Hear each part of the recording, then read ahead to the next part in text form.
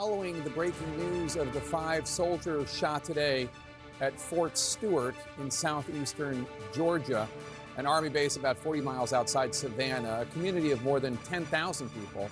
All 5 victims right now are in the hospital, but Fort Stewart officials shared this afternoon that all 5 are in stable condition and all 5 are expected to recover, thankfully. Officials identified the suspected shooter as 28-year-old U.S. Army Sergeant Cornelius Radford, whom they say opened fire at his place of work with a personal weapon.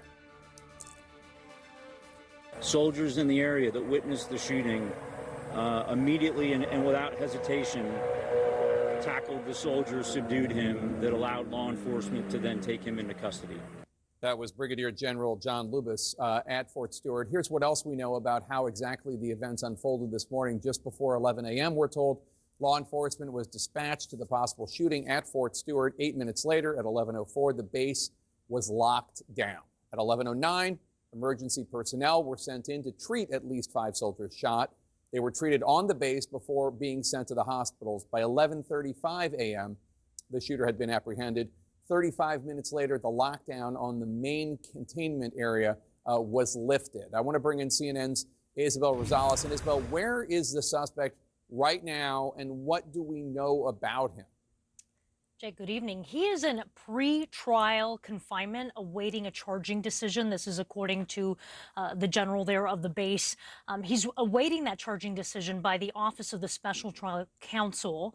He has also been interviewed, by the Army Criminal Investigation Division, although it's not clear if he's actually talking to military investigators, if he's being cooperative. Now, we know that he is an active duty soldier assigned to Fort Stewart's 2nd Brigade Combat Team. He is from Jacksonville, Florida, and we know from the Army that he joined back in January of 2018 as an automated logistical specialist. And back in May, he was arrested during a traffic stop that happened off base, and that was for driving under the influence. Now, we heard from the Brigadier General there that the suspected shooter's chain of command was not aware of this DUI, of this arrest, until the shooting happened, and they started to look up his information in the law enforcement database. The general also mentioned that Radford has no combat history, nor did he have any behavioral background that they were aware of. Now, as you mentioned, Jake, this is a workplace shooting. He knew these people. These were his colleagues. Critical here, the general mentioned that this was a personal gun that he brought in. So this was not a military weapon that was used in this shooting.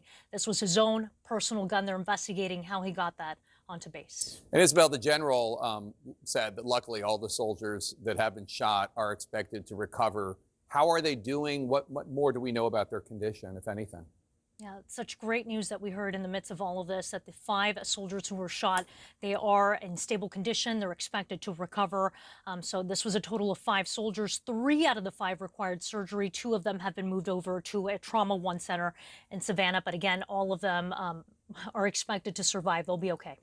Isabel Rosales, thanks so much. Let's discuss this with CNN security correspondent Josh Campbell, as well as Jason Armstrong, the former police chief of Ferguson, Missouri. Josh, are there rules about what weapons you're allowed to bring with you on an Army base?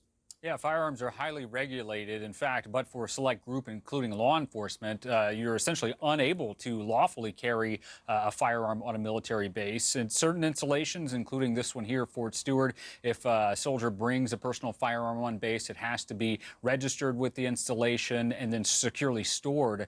You can't just carry it around with you around the base. Of course, that appears to be one of the weakest links here, is that because the individual had authorized access to the base, he was then able to come on and bring that without being searched. I know there will be people who say, well, why don't you search every vehicle before they actually get on the installation? For those who have been to a military base, particularly during rush hour, I mean, you have cars lined up for blocks sometimes. So I don't think that's actually realistic. That's just the threat here potentially. And that's why the military employs other means to try to detect insider threats, Jake.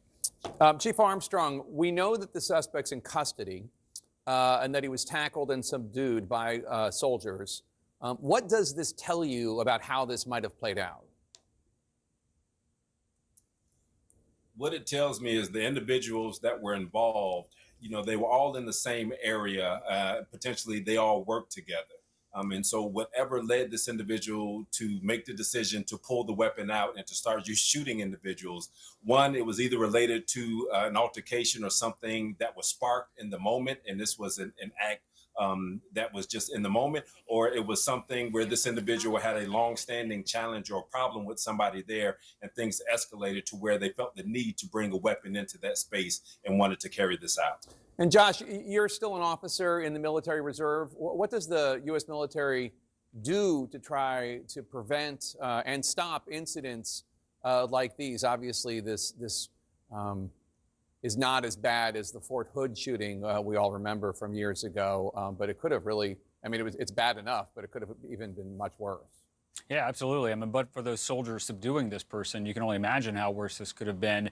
To your question about what the military does, there's physical security. Anyone who goes up to a base, you roll up at the ACP, the access control point. You have military police that are there controlling access. But again, we're talking about an individual who had authorized access to be on the base. And that's why the military regularly trains people and reinforces the training on trying to look for warning signs about potential insider threats. And that includes, you have a colleague, a friend in the military, you start to notice that there's something off about them. Maybe they're having, different struggles financially or personally. And the goal with that training is to sensitize people that, look, you don't just sit on that information, which is why it's going to be very interesting and important here for investigators with Army CID to actually interview people in the shooter's orbit, his friends, his colleagues, any of the victims, to determine whether or not, they had some type of beef with him. And so, again, that's what they try to sensitize the soldiers to, that, look, it's incumbent on everyone, if you see someone who is struggling, to speak up, the goal being to try to prevent something like this. Chief Armstrong, what kind of information do you think law enforcement is working to get out of the suspect right now? The number one question that they're trying to answer is, why did this happen and how did it happen? Whenever you have an incident like this, there are going to be a lot of questions that people on the base and people in our community are going to want answers to.